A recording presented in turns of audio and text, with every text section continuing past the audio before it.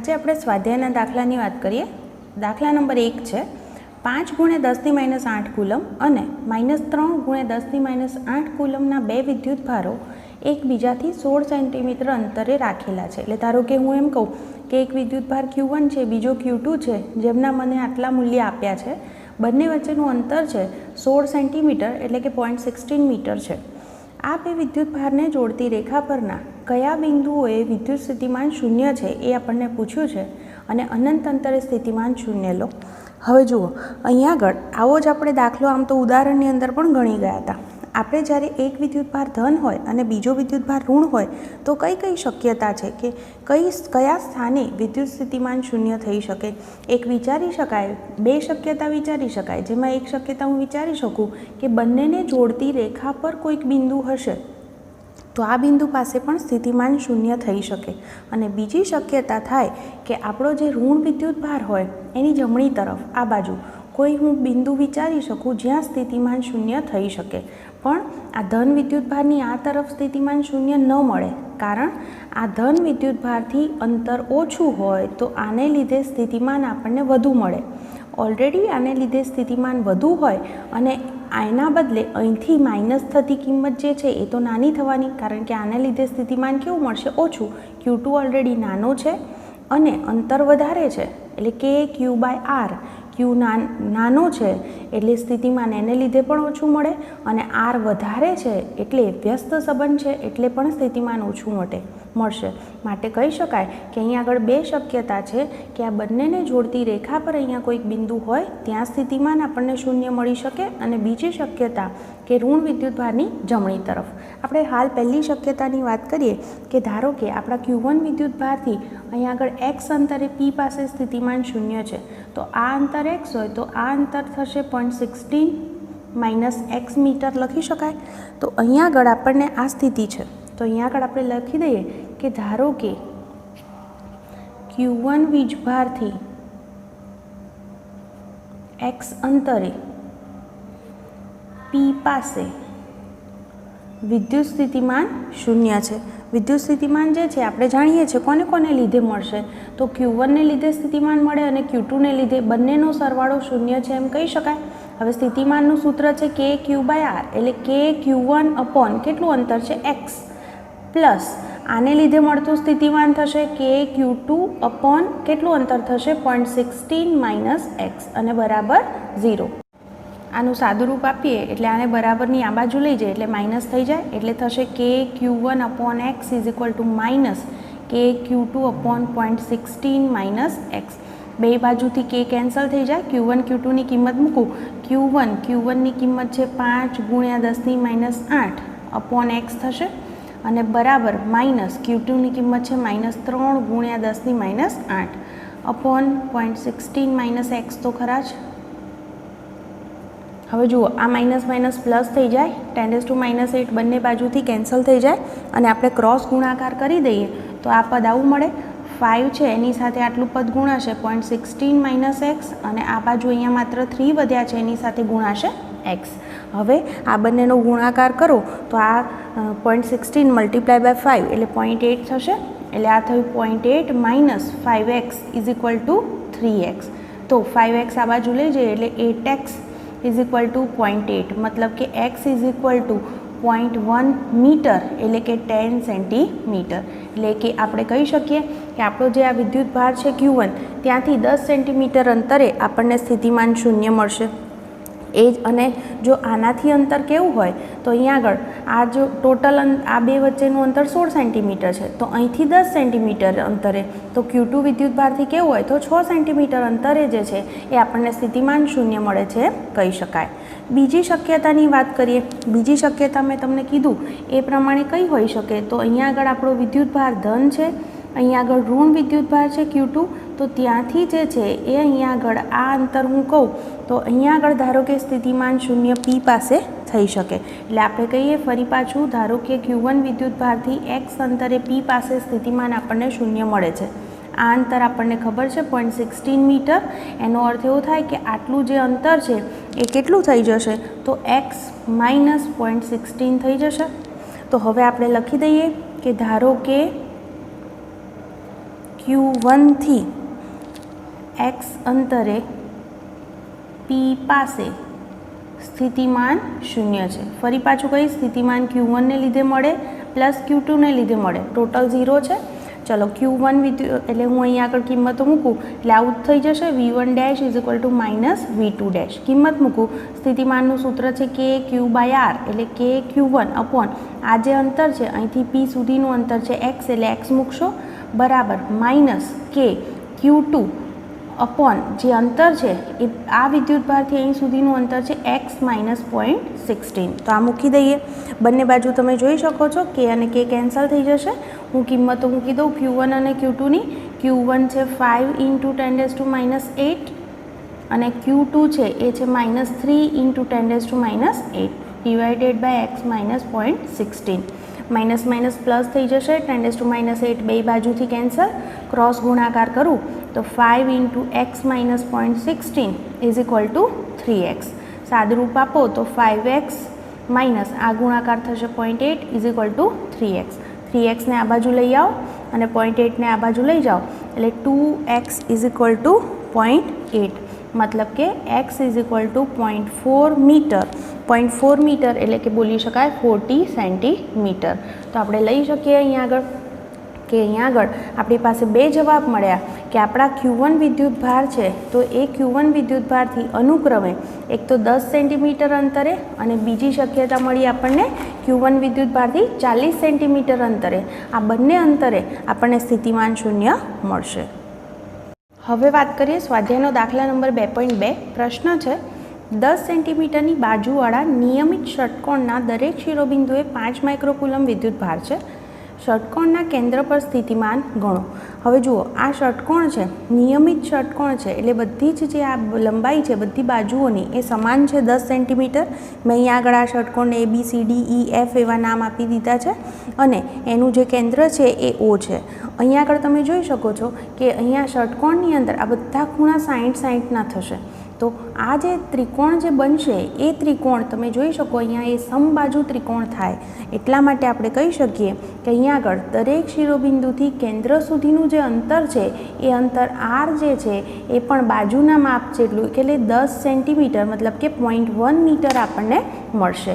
તો આપણને અંતર R ખબર છે। બીજી વસ્તુ આપણે જાણીએ છીએ કે અહીંયા આગળ જે સ્થિતિમાન જે મળે એ સ્થિતિમાન કોને લીધે મળે તો જેટલા પણ વિદ્યુતભાર હોય દરેકને લીધે મળે સ્થિતિમાન। અને કુલ સ્થિતિમાન એટલે આપણે માત્ર એનો સરવાળો કરવાનો રહે કારણ કે સ્થિતિમાન અદિશ રાશિ છે। માટે લખી શકાય કે ષટકોણના કેન્દ્ર પર સ્થિતિમાન, તો સ્થિતિમાન કેટલા વિદ્યુતભારો છે ટોટલ 6 વિદ્યુતભાર, તો 6 વિદ્યુતભારને લીધે મળતું સ્થિતિમાન એટલે સીધું જ હું સરવાળો 6KQ/R લખી શકું।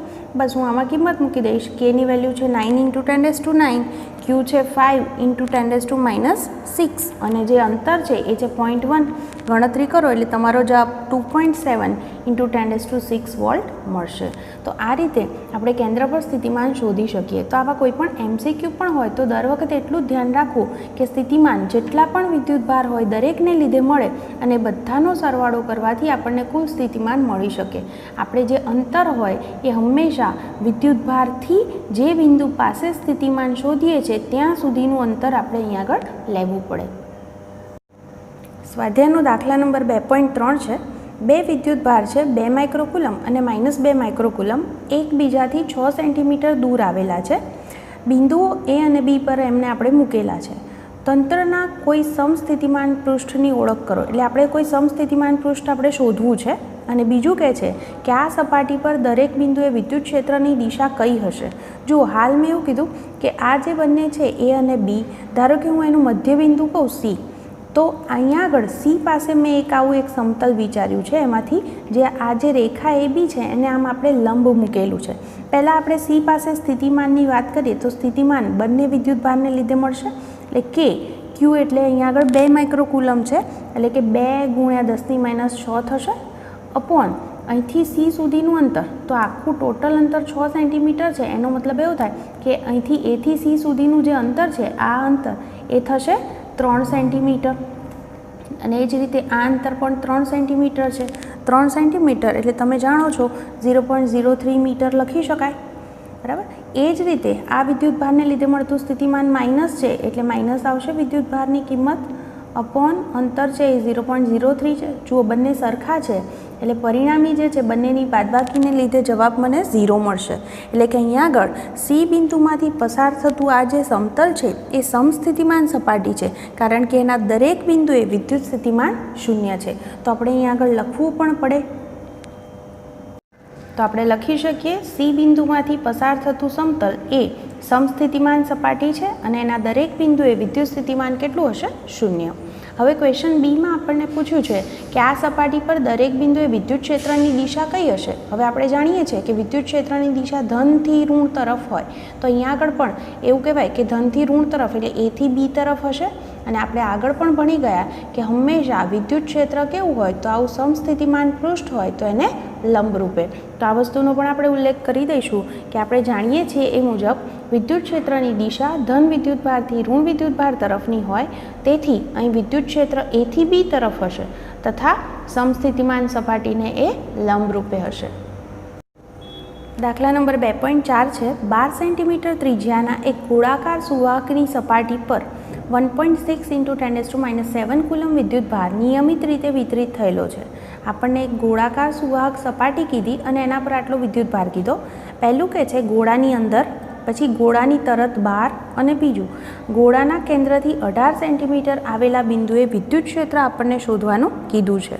જુઓ આપણે ભણી ગયા આગળ પણ કે અહીંયા આગળ જે વિદ્યુતભાર છે એ વિદ્યુતભાર જે પથરાય છે એ એની સપાટી પર પથરાય છે. ગોળાની અંદર જે છે એ ત્યાં આગળ કોઈ વિદ્યુતભાર નથી. એનો અર્થ એવો થાય કે જ્યારે આપણે ગાઉસના નિયમનો ઉપયોગ કરીએ છીએ એ પ્રમાણે E.dA બરાબર σq/ε0. જો Q 0 તો વિદ્યુત ક્ષેત્ર 0. એટલે કે અહીંયા આગળ આપણે લખી શકીએ સીધું જ કે ગોળાની અંદર દરેક બિંદુએ વિદ્યુત ક્ષેત્ર આપણને કેટલું મળશે? 0. તો 0 હોય છે. ઓકે. હવે બીજો ક્વેશ્ચન છે કે ગોળાની તરત બહાર.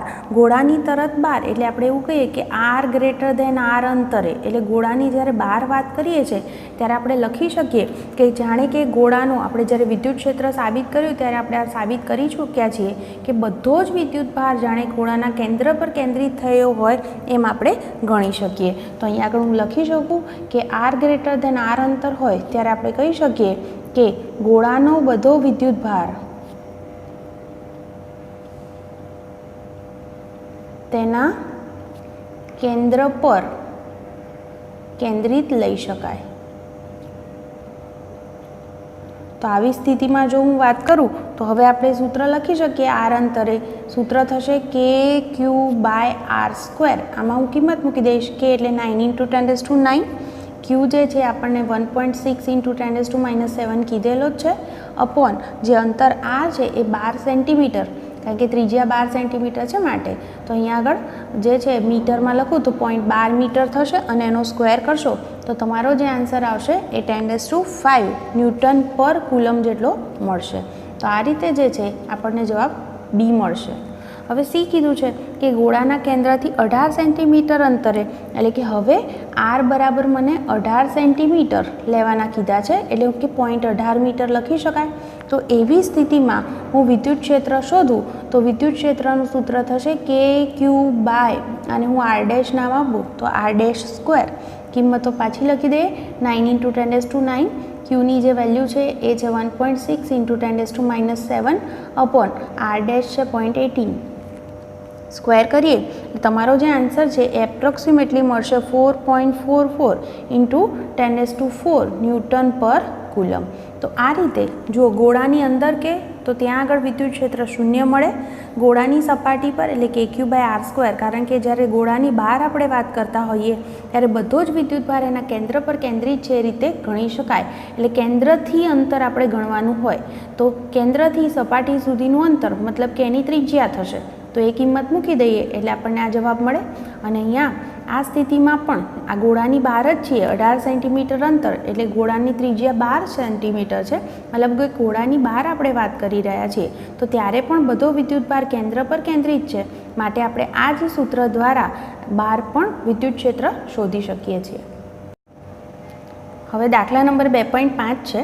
પ્લેટો વચ્ચે હવા હોય તેવા સમાંતર પ્લેટ કેપેસિટરનું કેપેસિટન્સ આપણને આપ્યું છે 8 પીકો ફેરેડે. પીકો મતલબ તમે જાણો છો 10⁻12 ફેરેડે.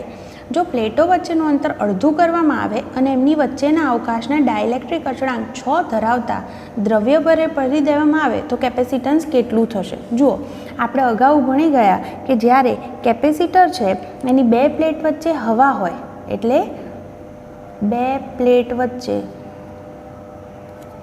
હવા હોય ત્યારે જે કેપેસિટન્સ છે એ કેપેસિટન્સને હું C0 લખું તો એનું સૂત્ર આપણે આવું લખીએ છીએ ε0A/d, અને આની કિંમત આપણને 8 પીકો એટલે કે 10⁻12 ફેરેડે આ કિંમત આપણને આપી છે. એટલે હવા હોય ત્યારે આપણને આ વસ્તુની ખબર છે. આને હું સમીકરણ નંબર 1 આપી દઉં. હવે બીજી સ્થિતિમાં મને એમ કહે છે કે બે પ્લેટ વચ્ચેનું અંતર અડધું કરવાનું છે, એટલે d તો બદલાઈ ગયો અને હવે ડાયલેક્ટ્રિક અચળાંક 6 હોય એવું આપણે દ્રવ્ય ભરવાનું છે. તો હવે હું લખીશ કે બે પ્લેટ વચ્ચે એનું જે અંતર છે એને હું d' નામ આપું તો d/2 કરતા તથા k બરાબર 6 હોય તેવું માધ્યમ બે પ્લેટ વચ્ચે ભરતા નવું કેપેસિટન્સ. તો નવું કેપેસિટન્સ શું થાય? તો નવું કેપેસિટન્સ છે હું C' નામ આપું તો એનું સૂત્ર શું થાય? ε0 ને બદલે માધ્યમની પરમિટિવિટી એપ્સાઇલોન આવશે. ε/A/ અંતર જે છે એ d' થશે. હવે આપણે એક સંબંધ ભણી ગયા હતા કે ε/ε0 બરાબર k, આવું આપણે જાણીએ છીએ. તો આના પરથી હું ε ε0 k લખી શકું. તો આ કિંમત લખું તો અહીંયા શું થઈ જશે? ε0 k એપ્સાઇલોનની જગ્યાએ ઇન્ટુ A/d' ની જગ્યાએ d/2 મૂકી શકાય. તો આ જે સાદુરૂપ છે એ આવું થયું. 2 ઉપર લઈ લઉં તો 2k ઇન્ટુ ε0A/d. હવે સમીકરણ 1 જુઓ, આમાંથી આટલી જે કિંમત છે ε0A/d એ કિંમત એટલે C0 છે. તો આની જગ્યાએ હું C0 મૂકી શકું. અહીંયા કારણ પણ લખી દો, કારણ સમીકરણ નંબર 1. હવે બધી કિંમત જાણીએ છીએ એ મૂકી દઈએ.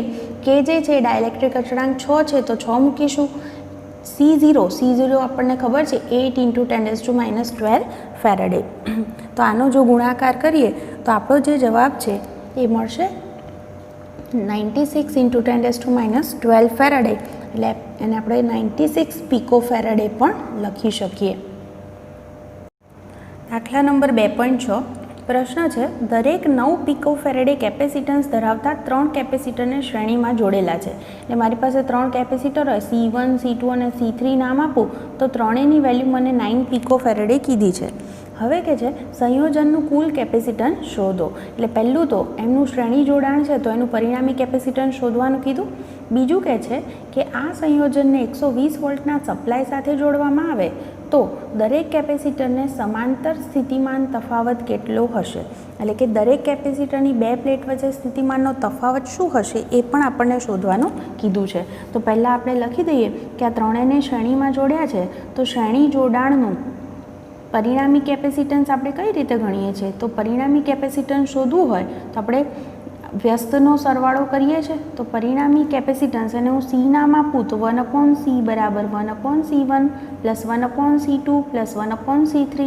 ત્રણેયની વેલ્યુ 999 છે એટલે પરિણામી લસા 9 જ થશે એટલે 3/9 એટલે કે 1/3 આન્સર આવ્યો. તો આને જો ઉલટાવી દઈએ, આ 1/Cની વેલ્યુ છે તો Cને સૂત્રનો કરતા કરીએ તો C = મળશે આપણને 3 પીકો ફેરેડે. તો પરિણામી કેપેસિટન્સ આ રીતે આપણને મળી ગયું. હવે ક્વેશ્ચન બીની અંદર કીધું છે કે હવે આ ત્રણેય શ્રેણીમાં જોડેલા છે એટલે આ રીતે ત્રણ શ્રેણીમાં છે અને એને આપણે 120 વોલ્ટ સપ્લાય સાથે જોડ્યા છે. એટલે 120 વોલ્ટની અહીંયા આગળ બેટરી જોડી દીધી છે આપણે. તો આ C1, C2 અને C3. તમને કહે છે કે આ બે પ્લેટ વચ્ચે જે સ્થિતિમાનનો તફાવત હોય V1 આ V2 હોય અને આ V3 હોય તો એ શોધો. હવે આમ તો જો હું સીધું જ અહીંયા આગળ કહી શકું કે અહીંથી આ જોડાણ શ્રેણી જોડાણ છે. શ્રેણી જોડાણમાં Q સમાન હોય વિદ્યુતભાર. હવે આપણું જે સૂત્ર છે C is equal to Q by V, જો સી પણ સમાન, ત્રણેયના કેપેસિટન્સ પણ સમાન છે, શ્રેણીમાં વિદ્યુતભાર પણ સમાન, તો વોલ્ટેજ પણ સમાન, એટલે ત્રણેયનો વોલ્ટેજ એટલે V1 V2 અને V3 ત્રણેય સમાન જ હશે એમ આપણે કહી શકીએ. અને જો ત્રણેય સમાન હોય તો ટોટલ 120 વોલ્ટ છે, એટલે ત્રણેયના સમાન ભાગ કરીએ તો 40 40 અને 40 વોલ્ટ થશે. એટલે આપણે સીધું જ બોલી શકીએ કે અહીંયા આગળ V1 છે એ પણ 40, V2 પણ 40 થશે અને V3 પણ 40 જ હશે. અહીંયા આગળ આપણે સીધું જ બોલી શકીએ. બીજી રીત પણ લઈ શકાય કે અહીંયા આગળ આપણે સૂત્રનો ઉપયોગથી પણ આ વસ્તુ લખી શકીએ છીએ ક્યુ બાય સી પરથી. તો હું એ રીતે અહીંયા આગળ તમને લખીને દર્શાવું. તો અહીંયા આગળ લખીએ આપણે કે શ્રેણી જોડાણ માટે આપણે એટલા માટે કરીએ છીએ કે અહીંયા આગળ ત્રણેય સમાન છે, એટલે આપણે સીધું આના પરથી પણ બોલી શકીએ છીએ. છતાં પણ જો અલગ અલગ કેપેસિટન્સ આપ્યા હોય તો કઈ રીતે ગણી શકાય, એટલા માટે એક વસ્તુ આ પણ જરૂરી છે. તો એટલા માટે હું પહેલાં લખું છું V બરાબર V1 plus V2 plus V3. હવે બધા જ કેપેસિટર શ્રેણીમાં છે,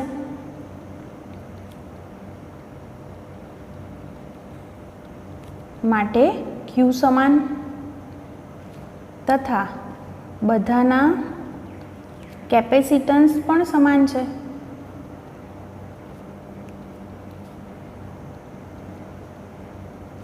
માટે V બરાબર Q બાય સી સૂત્ર પરથી આપણે લખીએ તો અહીંયા આગળ શું થશે, V બરાબર V1 એટલે Q upon C1 plus V2 એટલે Q upon C2 plus V3 એટલે Q અપોન C3. પણ અહીંયા આગળ પાછું લખી દઉં કે C1 C2 અને C3 ત્રણેય કેવા છે, સરખા જ છે, એટલે એના બરાબર આપણે C છે એવું આપણે લખી શકીએ.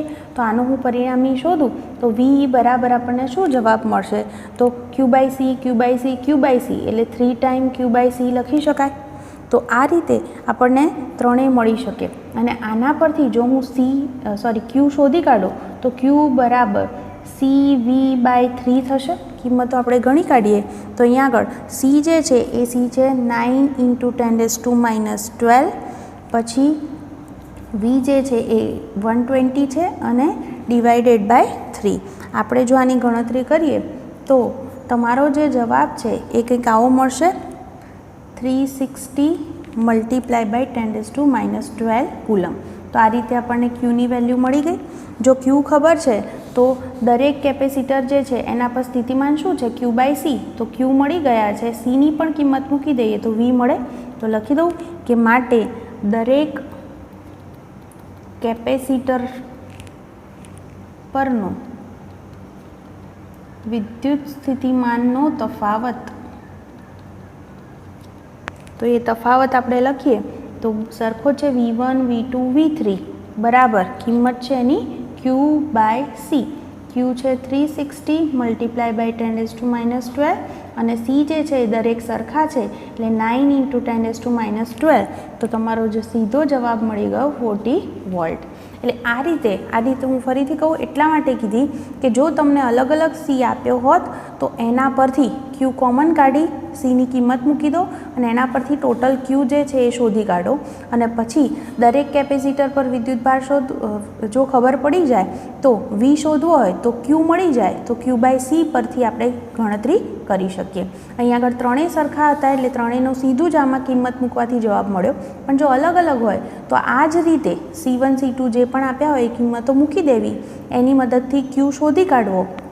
પછી દરેક કેપેસિટર પર V શોધવો હોય તો દરેક પર Q by C Q by C Q by C કિંમત મૂકી અને જવાબ મળી જશે.